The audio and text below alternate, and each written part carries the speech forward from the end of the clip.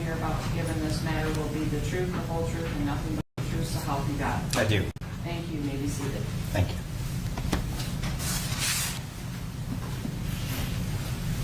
Good morning, Professor Stoughton. Good morning.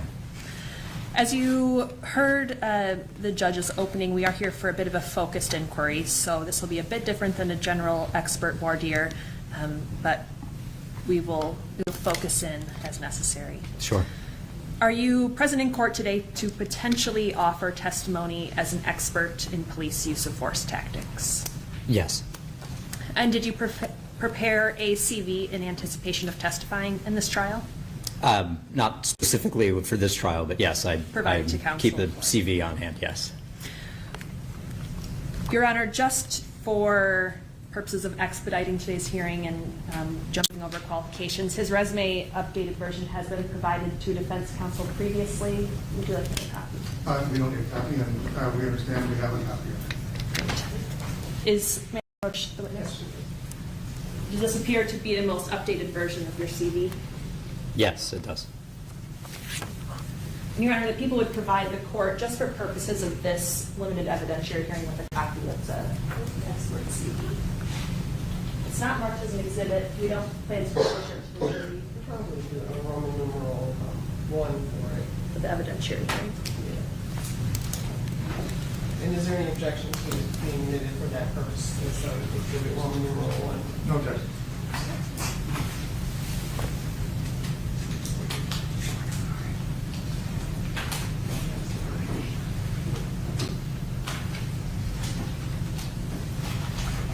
Here's an exhibit number from the court.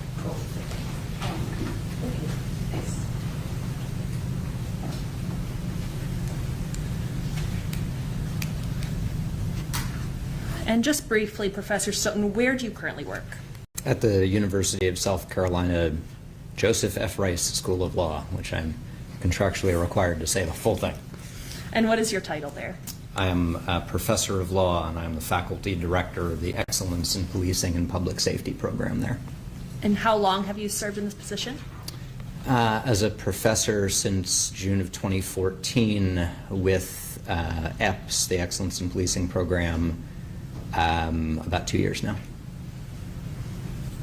As a professor, is it safe to assume you teach classes to law students as part of your duties? I do. As a professor of law, I teach in the JD program, our law student classes, yes. And in general, in your position as a professor, do you do any research? Yes. Do you do any writing for publication? Yes.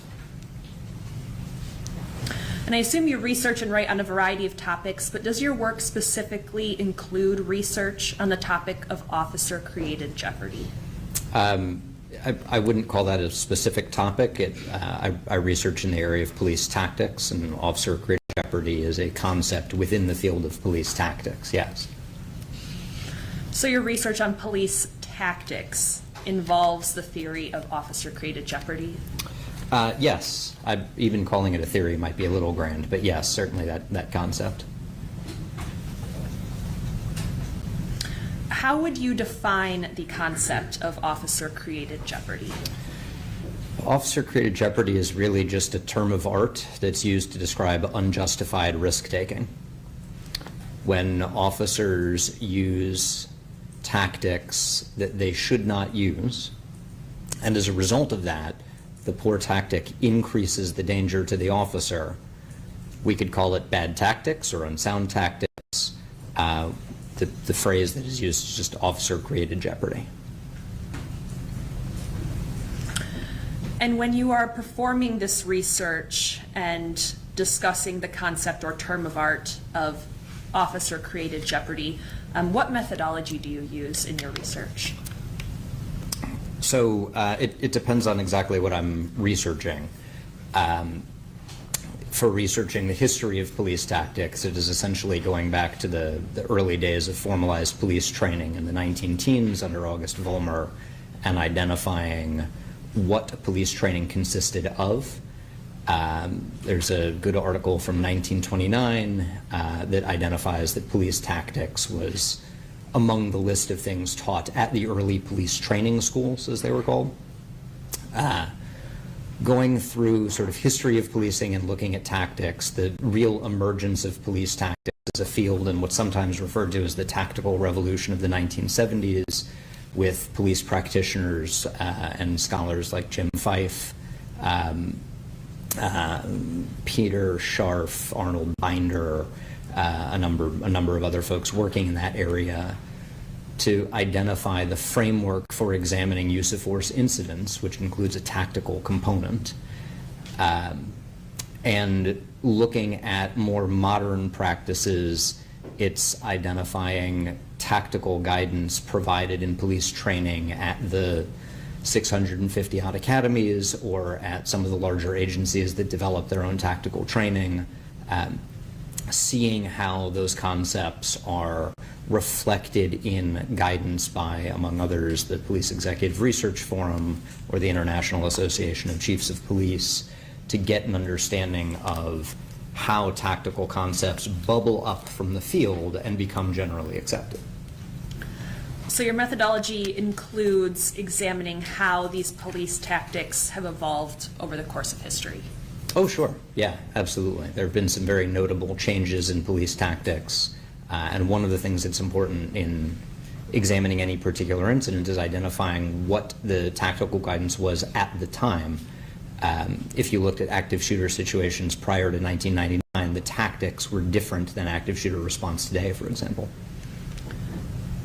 And at what point does your research reveal that the concept or term of art officer-created jeopardy entered this police tactics discussion?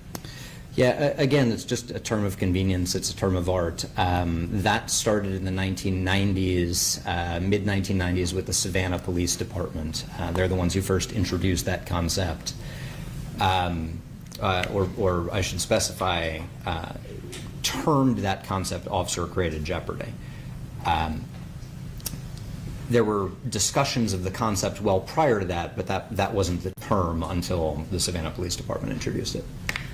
So the concept has existed historically, but the term originated approximately 30 years ago. Is that what yeah, that's about right.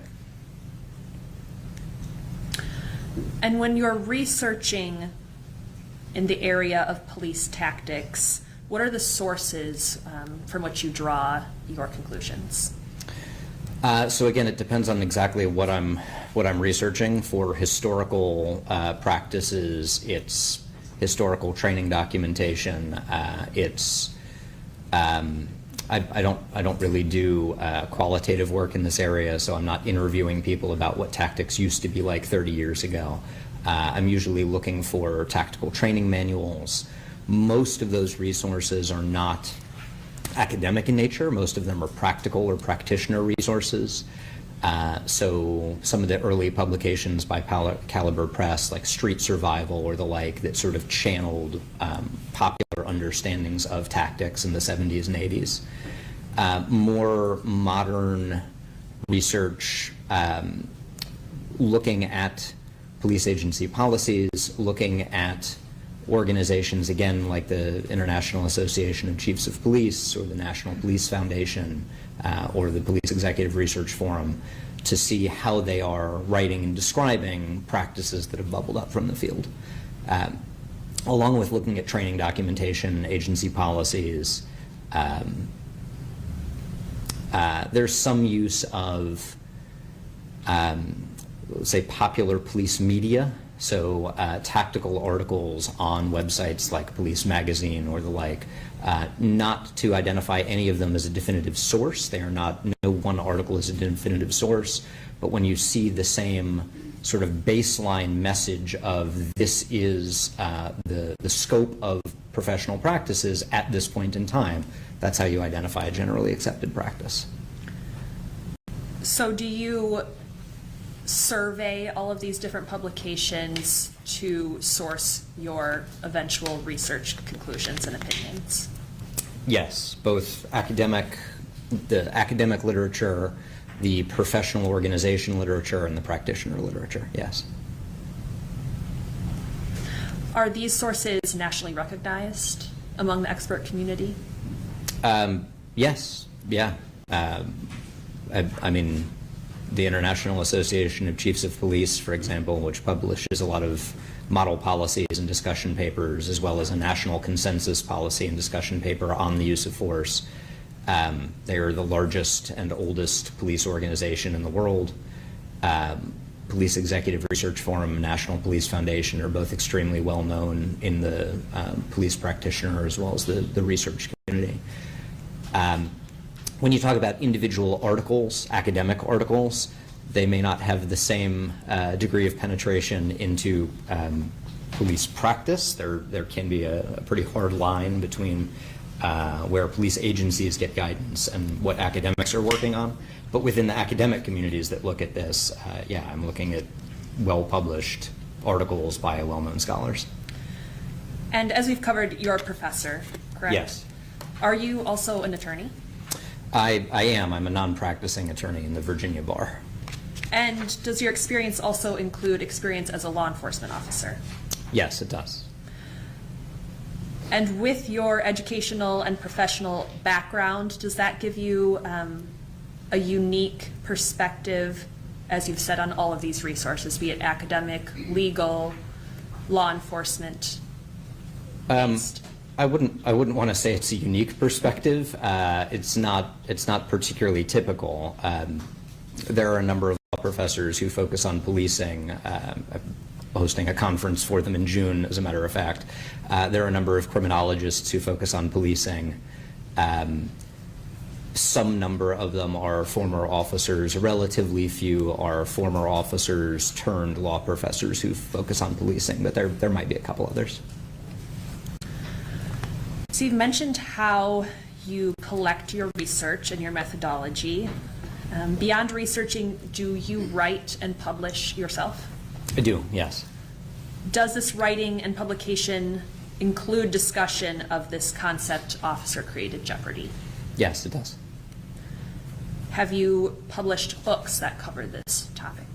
The book, very creatively titled Evaluating Police Use of Force, talks about it in Chapter 5, the Tactical Considerations chapter, yes. I've also written book chapters, other books, consolidated books that have talked about it. How about any law review articles? Yes. Any other articles or publications that come to mind where you've discussed officer-created jeopardy?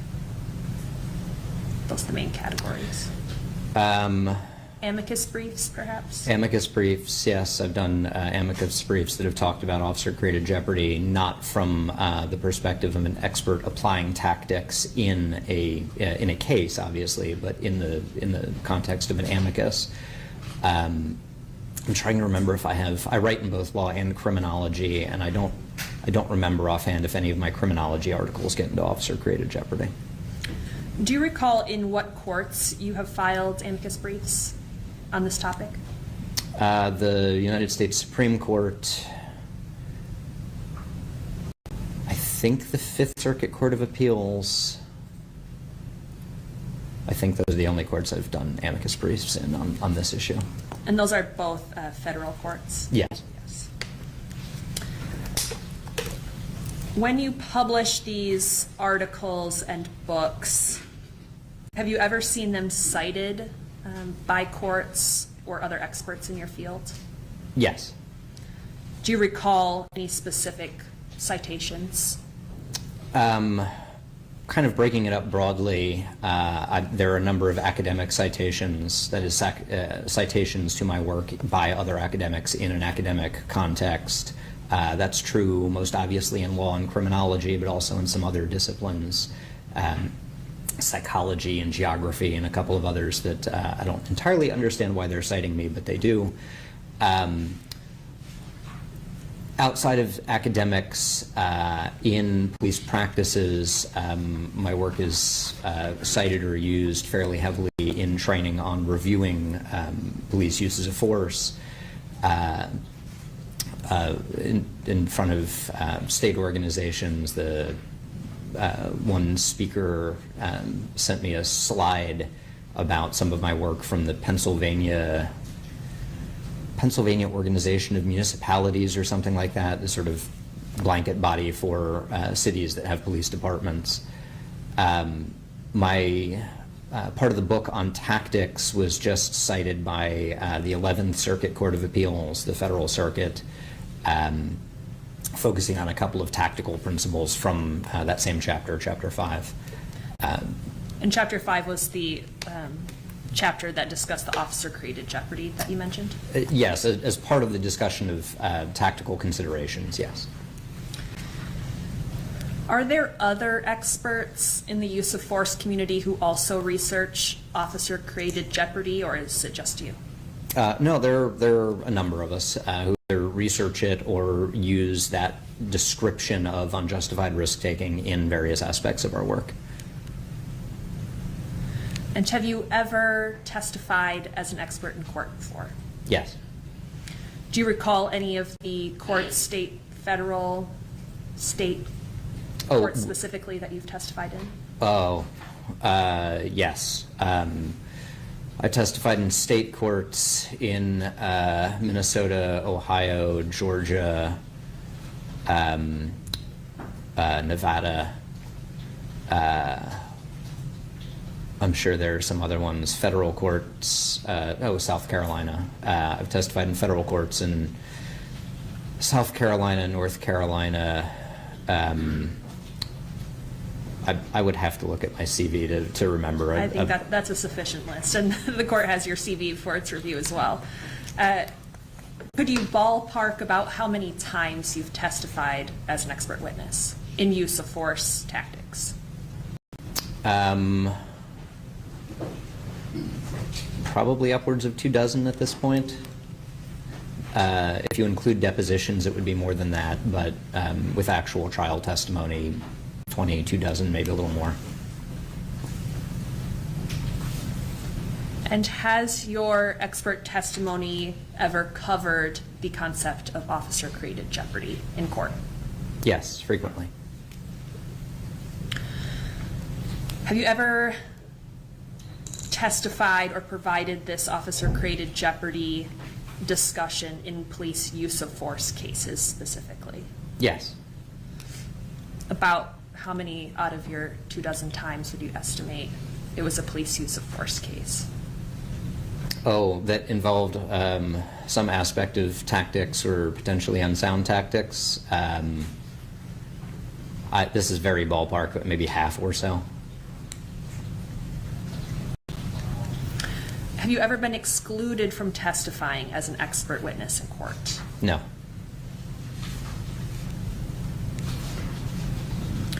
Do you ever teach or train others regarding this concept of officer-created jeopardy? Yes. And in what context is that? So I teach use of force review and evaluation in the program that I run at the law school. We have a week-long course on critical incident and sentinel event review that covers aspects of reviewing use of force. So we talk about the role of tactics in use of force. I think we mention by name officer-created jeopardy, but only relatively briefly. Again, that's just a term of convenience more than it is an actual self-defining separate thing. I have twice taught at the Washington, D.C. Metropolitan Police Department's Police Leadership Academy on reviewing use of force. They have between 70 and 80 officers from all over the country, and actually all over the world. They have 6 or 8 officers in every cohort from other countries. And in that discussion, similarly, I talk about considerations in use of force review. That includes tactics, including this concept of officer-created jeopardy. I've done, I don't know how many speaking presentations to shorter audiences instead of a full-blown course or something like that for judicial audiences, legal audiences, police, executive, or officer audiences. A lot, many of which touch on this concept of tactics as it relates to use of force. Does that dovetail at all with your experience providing subject matter expertise or consulting services? In some sense, yes. They cover some of the same topics. There is a distinction, there is a difference when I'm teaching a course, especially one of the courses for police executives. The focus is not on identifying generally accepted practices. The focus is on sort of building up best practices, and there's a noticeable difference between best practices and what is generally accepted. My role as an expert is not to identify what the best practices are and hold officers or agencies to that standard. My role as an expert is to identify what's generally accepted and at the time of the incident or decision. Same topic, different standard, different role, if that makes sense. So you mentioned generally accepted police practices. Could you provide a bit more of a definition of what that means? Not best practices, as you said. Sure, yeah. So generally accepted practices is really the sort of common elements of professionalism. It's the standard of care in policing. We just happen to not use that particular phrase. It's the idea with generally accepted principles or practices, and I can separately define those. These are concepts or protocols that have, again, typically bubbled up from the practice of policing and become so commonly accepted that more or less, to put it very colloquially, if you went to any reasonably trained officer anywhere in the country and said, is this more or less the way you do things, they would say, yeah, that's more or less the way we do things. Not everything in policing has a generally accepted practice, and even within generally accepted practices, there's often a fair amount of room for variation, but there are still both sort of floor and ceiling, or maybe a better way to put that is there is a minimum level of professional expectation. To meet the expectations of the professional community in policing, an agency or officer should be doing this thing or not doing that thing. Would you classify officer-created jeopardy, I guess put it this way, is the concept of officer-created jeopardy incorporated into generally accepted police practices? Properly defined, yes, absolutely. Understanding officer-created jeopardy as unjustified risk-taking, yes, completely. Again, police agencies have been teaching officers about tactics since at least the 1920s, 19-teens. There's been both academic and popular focus on it in the 70s with that concept of tactical revolution that I mentioned. Yes, understanding tactics as a tool to keep officers safe and as a result to keep communities safer. Officer-created jeopardy is certainly generally accepted. It's not always understood in that term, right? But again, that's why I'm defining it here, or specifying that it is a term of art. An agency might not have anything in their policy manual or training that says officer-created jeopardy, but they certainly have things in their policy manual and training that talks about tactics, the need for good tactics, the need to avoid bad tactics, the result of what bad tactics can be, making a use of force more likely or exposing an officer to danger. So yes, all of that is generally accepted. Could you give us a quick example of a tactic that incorporates an officer-created jeopardy concept? Yeah, so the easy one and the one that we use in the book is stepping into a vehicle's path of travel. Stepping immediately in front of or immediately behind a vehicle, especially a moving vehicle, but even leaving that aside. The tactical analysis here is relatively straightforward. You ask what are the potential benefits and what are the potential risks. The tactical benefits of stepping in front of a moving vehicle are minimal. You're not going to stop that vehicle, right? Just as a simple matter of physics, vehicle beats person all the time. Maybe there are some slight tactical benefits, potentially a benefit to visibility or something like that, but the tactical benefits of stepping into a vehicle's path of travel are relatively minimal. On the other hand, the tactical risks are substantial. Again, vehicle beats person. So an officer is far more likely to be struck, dragged, seriously injured, or killed by stepping into a vehicle's path of travel. For that reason, it is generally accepted as a matter of police practices that outside of extraordinary circumstances, officers should not step into and certainly should not stay in a vehicle's path of travel. Prior to your experience as a professor or attorney, did you serve as a law enforcement officer? I did, And what department was that with? with the Tallahassee Police Department. How long were you an officer with Tallahassee? I was full-time with them for just under 5 years and stayed on as a reservist, a part-time officer for another 6 months or so. And in that capacity, as a law enforcement officer, were you exposed to officer-created jeopardy concepts during your training? Sure, yeah, tactical training, again, very common both at academies generally, definitely part of my academy experience, as well as in-house training and field training, yes. And specific to the case that you're here for today, did you review any evidence to prepare for your anticipated testimony? Yes. Do you recall any of the specific evidence that you did have a chance to review? There were 3 different videos, as I recall, dash cam, a body cam, and a bystander's cell phone camera. There were some statements and investigation. There were policies and procedures and training records. I'm sure there was more. I could look at my report and give you the list of materials that I reviewed, but I don't remember the rest offhand. Nope, that's a good list. So after your review of all of this evidence, did that adequately prepare you to apply your research and writing to the facts of this case? Yes.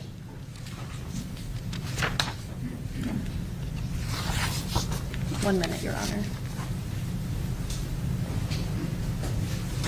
No further questions this time.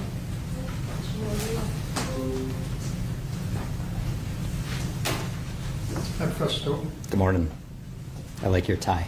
Thank you. I like yours. Thank you. So, I want to get something very important out first. Is it Stoughton or Staunton? Because I think I've screwed that up several times. I've always pronounced it Stoughton, Stoughton, but I'll well. take anything at this point. I'm either Borgula or Borgula, and I answer to both. Because I think when my grandparents came over here, it was changed completely anyway. Yeah, All right, so I feel your pain there. I want to talk about officer-created jeopardy. Sure. And I'm going to start because I want to get a definition that you state in your report specific to this case. Sure. Is that fair? So officer-created jeopardy is, in essence, a manner of describing unjustified risk-taking that can increase the likelihood of injury to officers and can, correspondingly, increase the likelihood that officers will use force to protect themselves from a threat of physical harm that they were in part responsible for creating. Yes. So you agree with that? And I think you kind of compared it to like a standard of care. Generally accepted practices I would describe as sort of a professional standard of care or common norms of professionalism. Officer-created jeopardy is one of the concepts that is generally accepted, but sort of generally accepted principles and practices broadly are what I would describe as more like a standard of care. Okay. And so I want to, officer-created jeopardy, you say is generally accepted. And that's a term that gets thrown out a lot, especially by experts as yourself in the use of force category, right? Yeah, either the term or the concept underlying it, yes. And it's kind of the lens through which you're going to view whether or not an officer acted reasonably or unreasonably. Is that fair? When assessing the tactical decisions, yes. Yes, because you have to compare it to something. You can't just look at it and say, well, I think that's unreasonable for any good reason. It has to be, I think that's unreasonable because he didn't follow generally accepted police practices or tactics. Correct. Fair? Okay. All right. And so you define generally accepted principles as refer to those concepts and theories that are widely known, acknowledged, and relied upon in the field. Is that fair? Yes. And generally accepted practices refer to protocols, techniques, and procedures that are widely known, acknowledged, and relied upon in the field. Yes. Okay. I'm getting all this out of your report, so I just want to get to where we're going with officer-created jeopardy. Sure. And so they become generally accepted when well-educated, well-trained, and experienced professionals would agree that it is conventional, customary, and reasonably standard. Correct? Yes. And you indicate that there are various organizations that believe officer-created jeopardy, the consideration of whether or not an officer put himself at risk is generally accepted. Every police organization that I'm aware of pays attention to an officer's tactics. So yeah, an Sure. officer who uses poor tactics may be subject to at least counseling or retraining, if not discipline, on the grounds of officer safety. Yes. Okay. And so there are certainly sort of post-action reviews of whether or not an officer acted reasonably. Yes. Yes. It happens all the time. Training. Sure. That's how we get good police officers, right? And how you continue to improve practices of your current officers. Yes. Okay. And so you say that officer-created jeopardy is generally accepted because I think you mentioned some DOJ consent decrees. That can be one area where generally accepted practices are reflected. Yes. And you talk about a civil settlement, U.S. versus City of Albuquerque.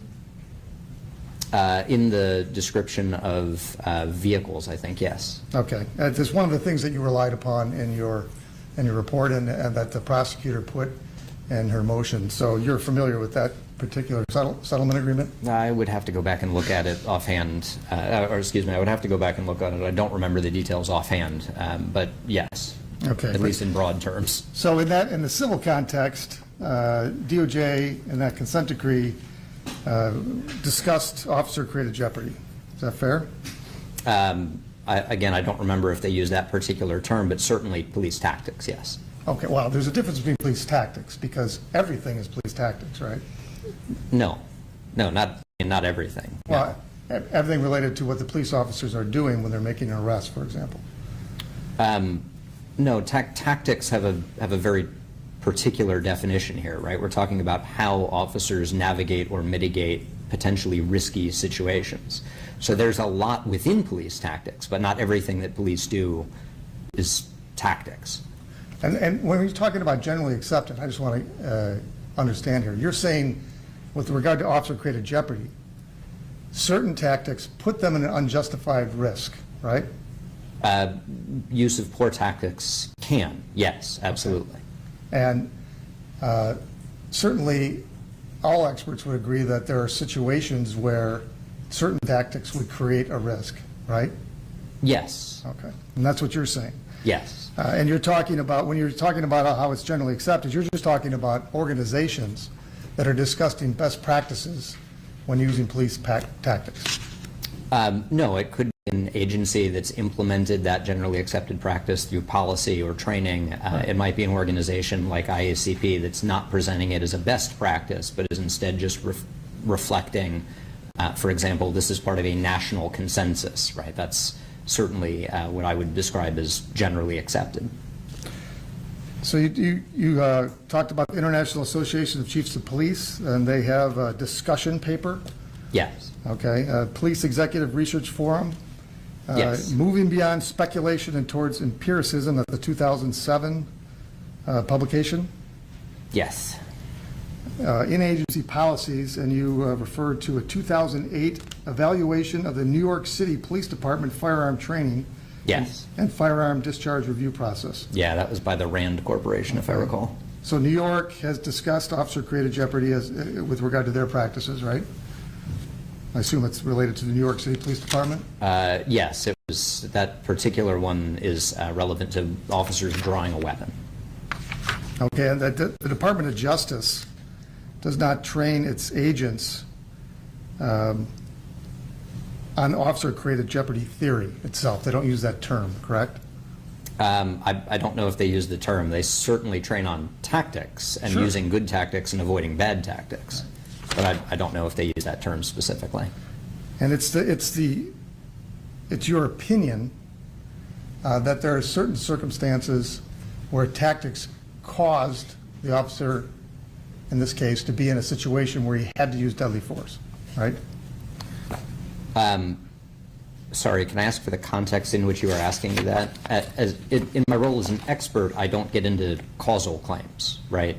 In my research as a scholar, yes, absolutely. But as an expert, when you get into things like but-for or proximate causation and what is responsible, right? Who is responsible? That is beyond my scope. What I'm analyzing is an officer's tactics at the time, and regardless of what happens after, an officer can use a poor tactic that is officer-created jeopardy, that creates an unavoidable and unjustified risk, kind of regardless of what happens after that. Well, I'll give you some context, because you wrote a report. You and Nicholas Bloomfield wrote a joint report. Yes. For this case. Yes. And you have 7 opinions with subparts, right? Yes. Okay. Can you tell us which opinions you're going to be providing as part of your testimony? I guess that depends on which opinions I'm asked about. I would assume potentially all of them, but I don't know which opinions I'm going to be asked about specifically. It's my understanding that you're going to separate the joint report into different opinions. Is that not your understanding? I try not to get into issues of advocacy. I'm happy to talk about whatever is within the scope of my opinion and report, but I don't know specifically. I can tell you sort of in a broad sense, I don't know if that gets into issues of discussions that I've had with the prosecutor or not. Okay, well, and I don't want you to get into those. I thought you might have an understanding of what you're going to testify about, in particular to your report. Can you tell us how officer-created jeopardy influenced your opinions or became the opinion in your report? Which opinions are related to officer-created jeopardy? Sure. There's the opinion about the brief foot pursuit after the initial sort of hands-on and pulling away, where officer-created jeopardy is a component of that opinion. There's an opinion relating to the deployment, of the taser, where officer-created jeopardy is plays a relevant role.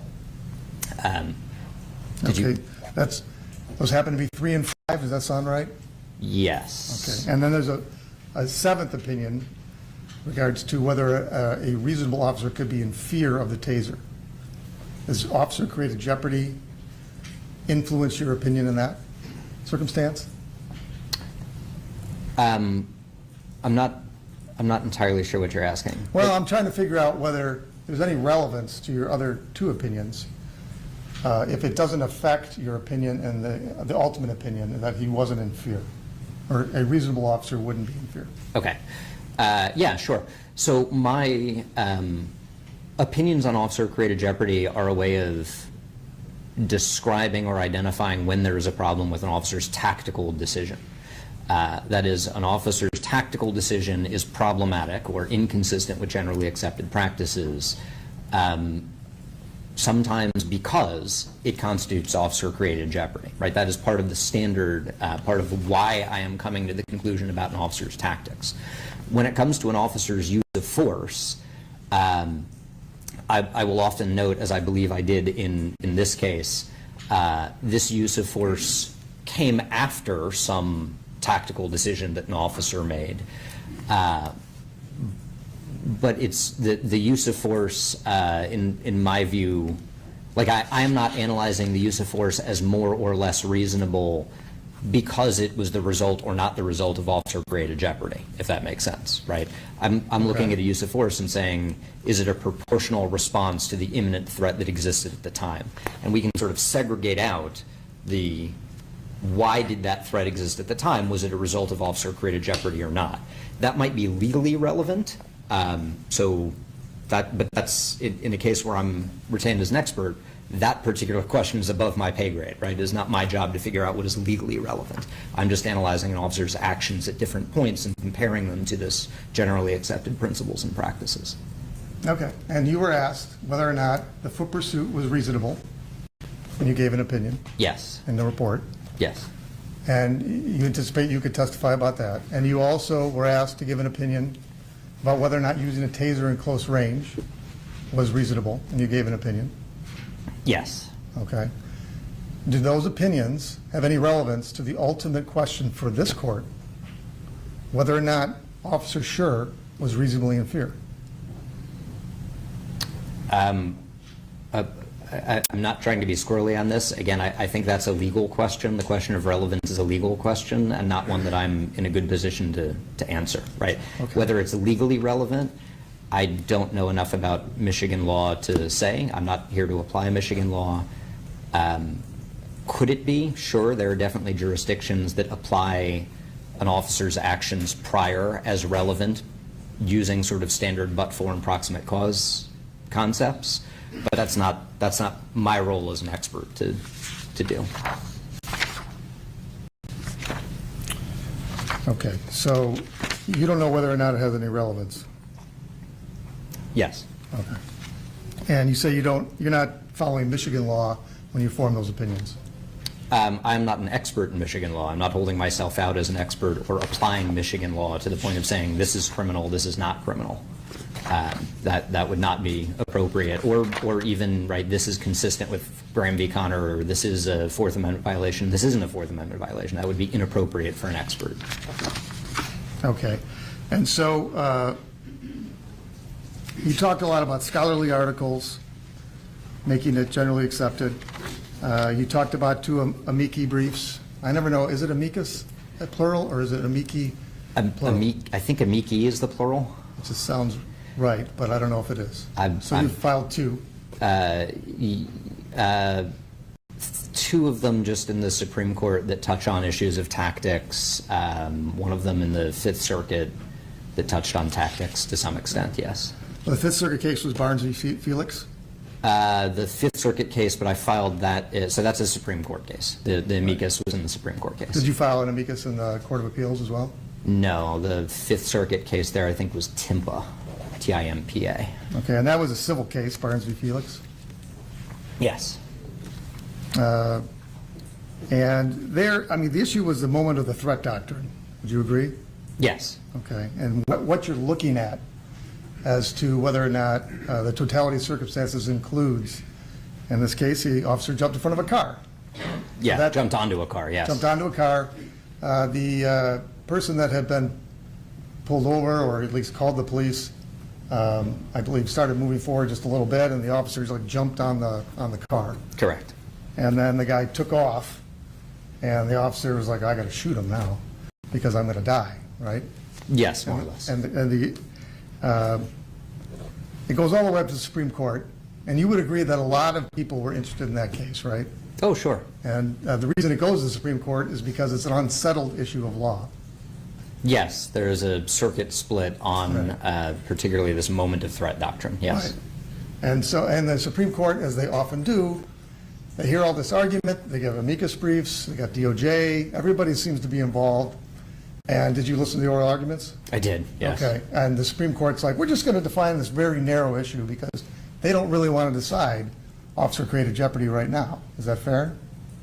Until the opinion comes out, I don't know what they're going to do. There Would was you agree certainly with my assessment?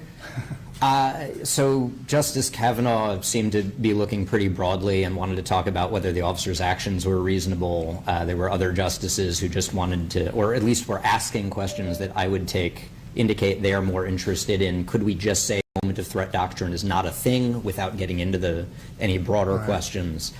As always, the court is not an it, it's a they. So different perspectives, and I have no idea where that case is going to go. Neither do I. I can't predict the Supreme Court. I just listened to the argument as well. And, you know, to the extent officer-created jeopardy came up, you had both sides saying, well, this isn't about officer-created jeopardy, at least because they wanted the case to go forward if you're the plaintiff, and it's a civil case. Yes. And the defense, they were like, we don't want this to become the standard justices because that is not where we think the law is. And so both sides are arguing that. So would you agree with me that at least the Supreme Court has not decided whether officer-created jeopardy is settled law? As a matter of Fourth Amendment law, the Supreme Court has not clarified whether, for purposes of establishing the reasonableness of an officer's use of force under the Fourth Amendment, whether you include an officer's pre-seizure actions, that is, actions before the use of force, or not. Okay. Yes, I think that's fair. There's a roughly 8-4 split on that. This Barnes v. Felix may give us an answer. We'll find out. I don't think so, but we'll see, right? So, and I did read your brief. There's a lot in there about officer-created jeopardy and, you know, considering the actions of the officer in a Fourth Amendment context. All right, but we don't know whether or not how that's going to come out just yet. Now, you've mentioned some scholarly articles. I noted one by Professor Cynthia Lee. She wrote an article just 2 years ago or so on the issue. Yes, that was the most recent one. I think it was 2021. Well, time flies. Yes. Yeah. So, but in there, she's asking for courts and to be generally accepted this reform effort, as she put it, because it was not an articulation of the current constitutional or law enforcement standards. She's urging the U.S. Supreme Court to, quote, go above the constitutional floor and consider the officer's pre-seizure conduct to assess the reasonableness of deadly force.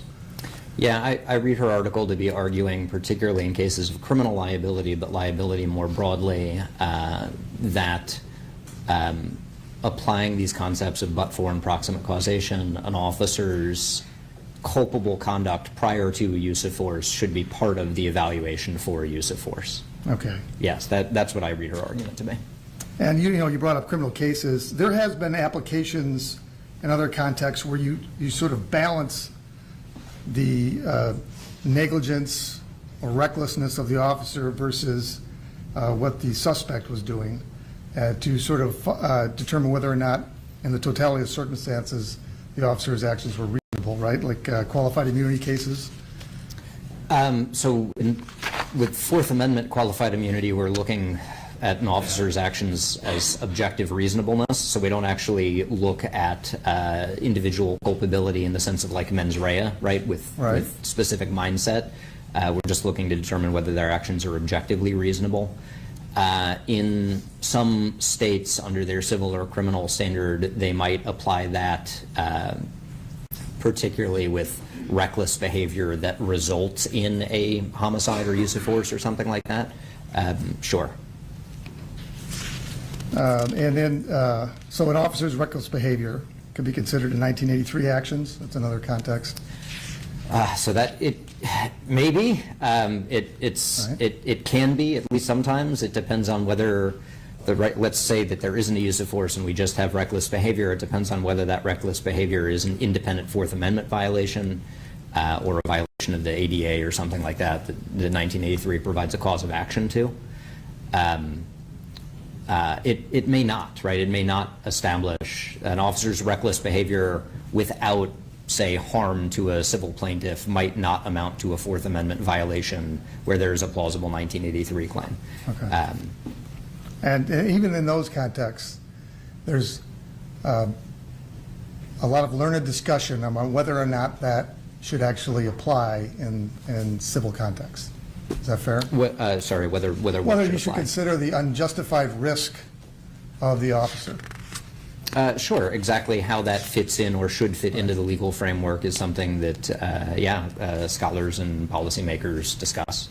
Have you seen it in criminal cases where you're testifying about something that preceded the moment of the threat that doesn't seem to have any direct bearing on it? But we're asking the jury to consider the negligence or recklessness of the officer and deciding whether or not he was honestly and reasonably in fear of great bodily harm. Sure. So not, I like take cases that I've had some role in away for a second, like California's standard, for example, for recklessness or negligence includes not just the moment at which force is used, but the actions by whomever, including an officer, right, that foreseeably create those conditions. And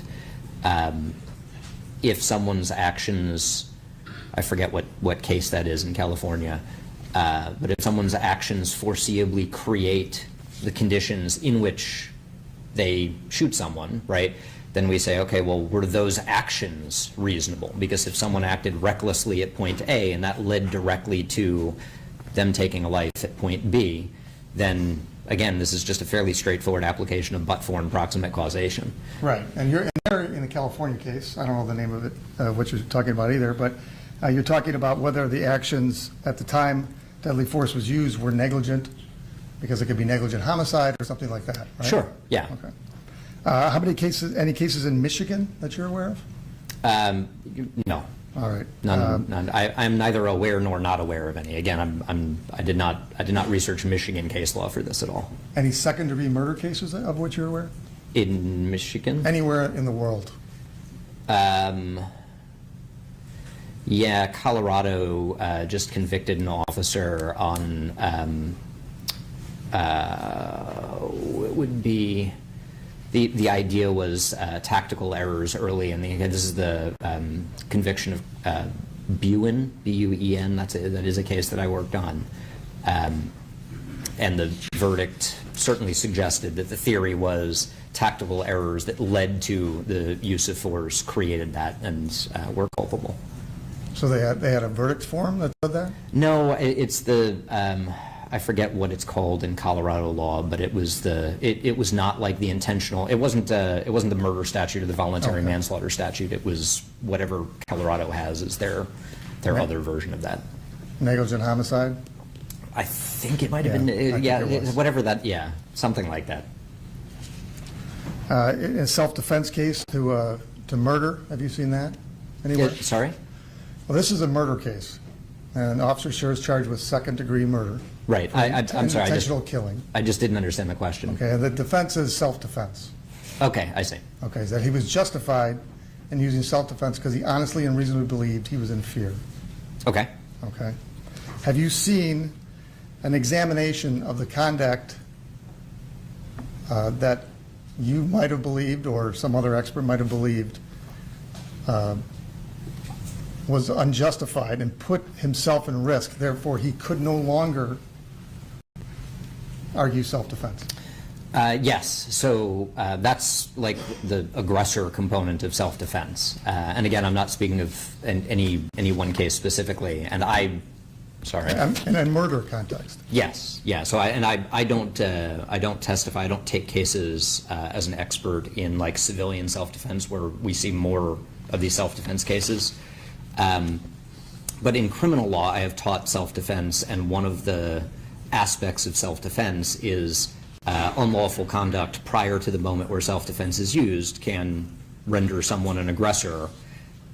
That's not in the policing context, right? But it's certainly conduct prior to the use of deadly force that then affects the culpability of that use of deadly force. Well, and not if you're not in the policing context, we don't have private citizens effectuating an arrest, for example, right? You can't pull someone over if you're a private citizen. I certainly hope that's the case. Well, they do sometimes, but yeah, it's not great. And you're not familiar with Michigan law. No. Okay. Are you aware whether or not there's even a statute about when a police officer can use deadly force in the state of Michigan? I'd have to go back to the appendix of my book because we pulled all of the state statutes and cases. I think there's a statute, but I have no idea what it is offhand. Okay. All right. So I want to talk about sort of the consequences of and relevance of these opinions that an officer might have been put himself taken unjustified risks to put himself in a situation. So let's say in this case you have an opinion that Officer Schurr should not engage in a foot pursuit. Okay. Okay. And time goes by, about another minute or two, he's in the position where he has to decide whether or not to use deadly force. Sure. If it's your opinion that he was unjustified in doing the foot pursuit, does that foreclose him from maintaining the defense of justification? Are you asking how my opinions as an expert would relate those two, or are you asking like as a legal matter? Because the answer to the latter is I You don't know. I don't know. That depends on whatever the law of the jurisdiction happens to be. I'm no idea. Okay. And I think you said before, well, we could talk about causation because I promised you we'd bring it up, but I mean, courts have generally considered whether the officer's actions leading up to the use of force were reckless and whether those actions were immediately connected to the need to use deadly force. That's something that you said. Yes. Okay. So they considered whether there's basically proximate cause, right? Yes. Okay. So if you're finding that he shouldn't have engaged in a foot pursuit has no proximate cause, is there a cause between the foot pursuit and the fact that he had to use deadly force later on? Again, sorry, can I clarify? If you're asking about sort of the scope of my opinions, I don't get into proximate cause at all, right? I'm just analyzing separate points, separate decisions, separate actions separately. If you're asking legally, again, with the giant caveat that I am not an expert in Michigan law and would not want to testify about law, even when I did know what the law is, again, I think you're applying sort of normal principles of superseding intervening cause there. That is, you have an event that is culpable in some way that is a but-for cause of the ultimate result. Is it the proximate cause? I don't think there's anything sort of special about applying superseding intervening causes. Okay, so that's like academic law professor answer. I apologize, but in terms of as an expert, I'm analyzing what happened, what the officer did at point A, what the officer did at point B, and I'm not saying anything about point B. Sorry, let me rephrase that. I'm not saying anything about point A when I'm talking about point B. okay, so you're segregating these opinions. I am. You're looking at kind of like sort of with blinders on. Okay, I'm going to look at the foot pursuit. Was that done properly? Yes. All right, and you actually broke it down into 7 opinions, 4 of which, or 3 of which, you thought the officer did act reasonably. Yes. The stop, Yes. the initial grabbing and pulling to arrest. Yes.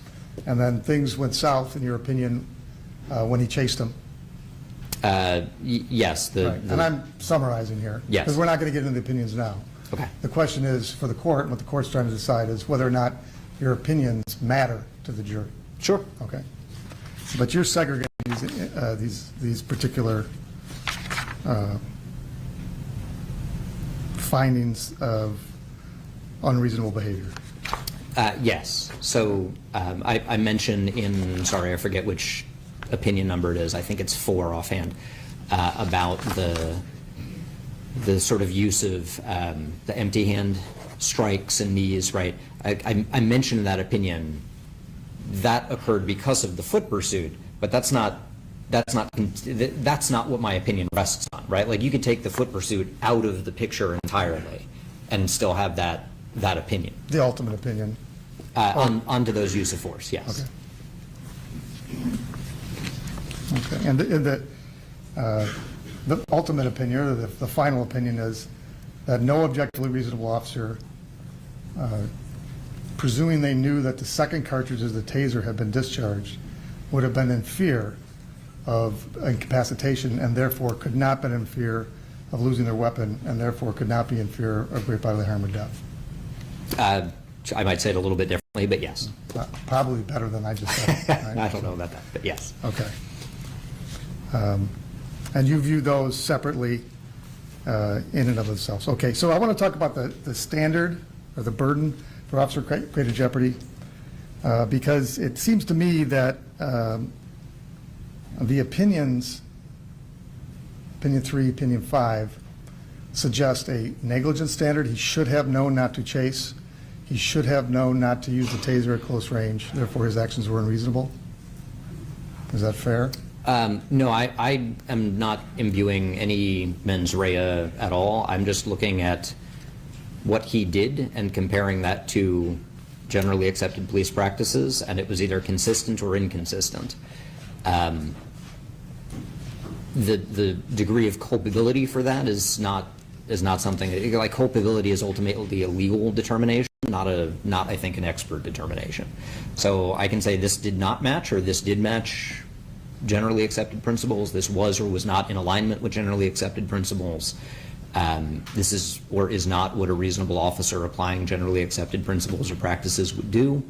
But I'm not saying therefore there was negligence, recklessness, knowledge, intention. Now, you're saying unreasonable. Maybe, I'm not a civil practitioner. I used to be many years ago. But that has to be a sort of standard of care that he violated. A reasonable officer wouldn't have pursued him. Your Sure. Honor, I'd like to lodge an objection at this point. I think we veered away from the reliability and his foundation of his opinions, and we're getting into a second bite of the apple at cross-examination at this point. I think so, Mr. Parton. I'm not sure if you have any other. The officer-created jeopardy theory is based on a standard. That's all. Everything I'm talking about is the officer-created jeopardy theory, Your Honor.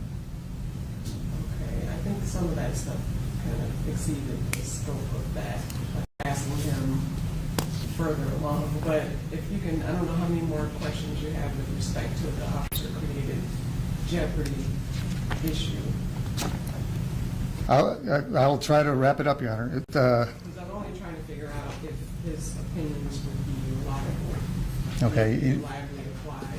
You're not going to consider whether it's relevant to the jury's I consideration? think I've already determined that previously. Matter of fact, you mentioned that before we had him come on, that I've already determined that his testimony is relevant. So you've already decided that the officer-created jeopardy theory is relevant? I'm trying to find out if it's reliable or not. Okay. Well, I'll ask more questions on that, Your Honor.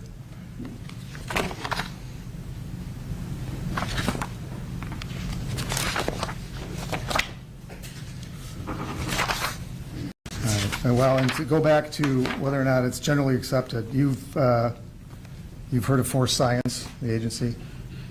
Yes. Okay, and you're aware that, Von Klein, have you heard that name before? Yes. Okay, and you're aware that he does not believe that the officer-created jeopardy theory should be something to consider in the, when considering out whether the use of deadly force was reasonable? So whether officer-created jeopardy is legally relevant to the determination of whether a use of force is reasonable, yes, I understand he has an opinion about that. He's also talked about, including on podcasts, the importance of police tactics and how they can affect ultimate outcomes. I think he and I agree on that point. All right. You would agree with me that there are people that disagree with your opinion that officer-created jeopardy is not reliable, or is reliable? I'm not sure I understand. Well, you've turned to a lot of scholarly articles. Can you, and obviously Mr. Bloomfield probably agrees with the theory. I don't even know. I would hope, I can't speak for him, but I would hope he agrees with what's in the report. Well, right? You guys wrote it together? Yes. Okay.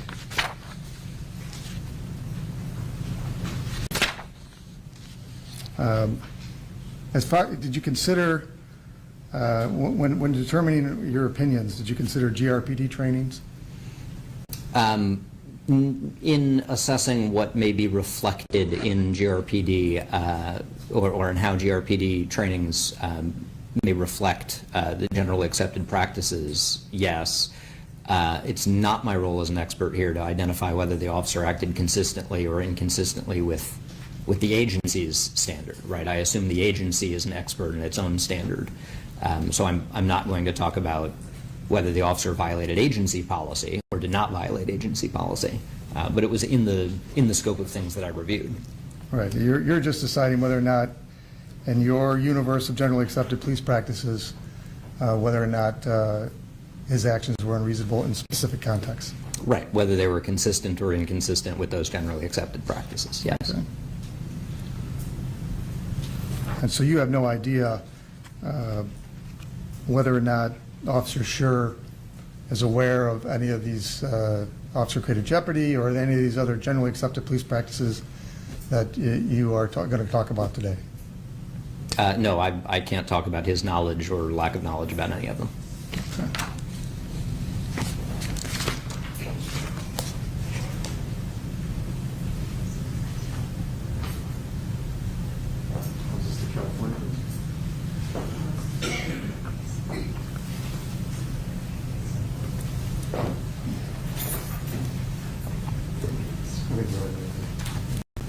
Thank you, Your Honor. Ms. Blodgett, any other questions? No other questions from the people, Your Honor. I do have a brief legal summation if the court's interested, but no other questions. Yes, go ahead. I know that people have filed a brief legal memo with the court summarizing the law that we're operating under. And I would just want to emphasize that when considering reliability, the court is just making sure that the expert's opinion is resting on a solid foundation. It doesn't need to be a universally accepted opinion. All experts don't have to agree, or his opinion need not be proven 100% correct. Just that it's based on sufficient facts, data, a reliable methodology, and comes from sufficient personal knowledge, training, or experience. And I would represent to the court that Professor Stoughton's testimony today shows his wide source material, his expert publications, his citation by case law, courts, other experts, and being hired to provide expert consulting, filing amicus briefs, and then not only that professional experience, but also his personal experience as a trained law enforcement officer who has received training on the topic of officer-created jeopardy, all go toward establishing a solid foundation for his expert opinions that would then allow the people to argue how that fits under Michigan law and supports the facts in this case. Thank you. And he's also happy. Thank you. Thank you. And I'm looking for who I want to say. Thank you, Your Honor.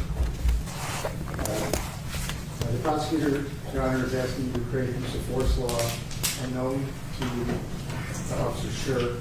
There's not a single Michigan court that has accepted this theory in a murder case. Your Honor, the U.S. Supreme Court in Garnington, Felix, declined to consider that it's not a theory. It's still yet to be litigated. Professor Stoughton acknowledged that it's an unsettled area of law. And this court should not be the first in Michigan to accept Professor Stoughton's theory. There are citations to law review articles and civil cases. This is not the context in which this applies. It's not reliable because it has no application, especially in the case alleging self-defense. It doesn't account for intervening cause. It doesn't account for the standard negligence versus recklessness. And the opinions here are based on negligence. He acted unreasonable with a foot pursuit. He acted unreasonable because he stood too close to him with a taser. Therefore, he can't argue self-defense. That's the suggestion by putting that information in front of the jury, that he's created this unjustified risk that he is foreclosed from defending himself, no matter what happens. That's the problem. And you're going to confuse the jury completely by letting Professor Stoughton give opinions about things that based on this theory. Your Honor, it's absolutely dangerous if we're going to ask Officer Schurr that once you do a foot pursuit and you're negligent, that you can no longer defend yourself or others. That is what this theory says. That is what we're going to be asking the jury to consider, whether or not this has any relevance whatsoever. This is a murder case. The issue is whether or not he intended to kill somebody, and the issue is also whether he was justified in doing so. We ask this court not to accept this theory. It has no bearing whatsoever on this matter. There are other areas, as in the expert's report, that they can opine upon that actually might matter. But the theories of the foot pursuit and standing too close are not reliable in the context of this case. Thank you, Your Honor.